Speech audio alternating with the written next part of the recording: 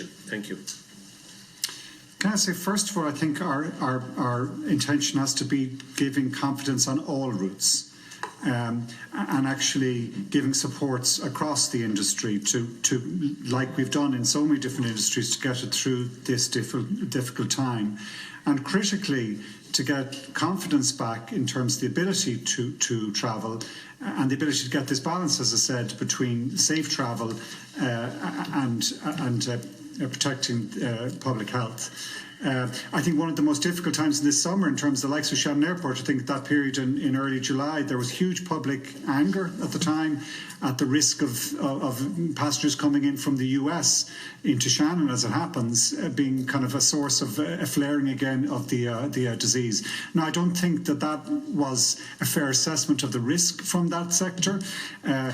I think there's maybe not a fair assessment of the risk in flying itself. My understanding of the protocols in flight, in airports, on planes, are actually do create an environment which does make it safe. So I think that element has been managed. We do need the further element in terms of the rules and regulations regarding when you can travel or whether you should travel, because one of the difficulties we've had through the summer period into the early autumn is that while on the one hand we had this interest in trying to maintain connectivity, the message, the public health message, was also do not fly, do not leave the country.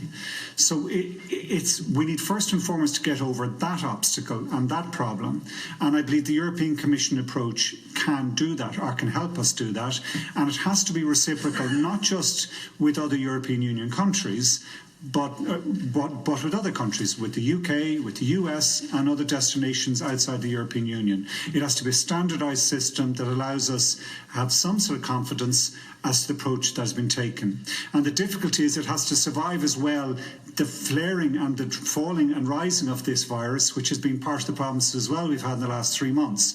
That where we thought we had a green list in place, suddenly you find the numbers change and 2 weeks later it doesn't apply.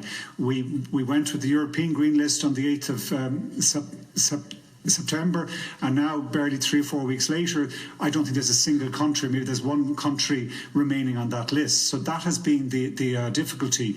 What we need now to support the industry in Shannon and elsewhere is some sort of certainty as best we can in terms of in the 6-month period ahead of us, how we will that the protocols and the approach to making aviation safe stays the same.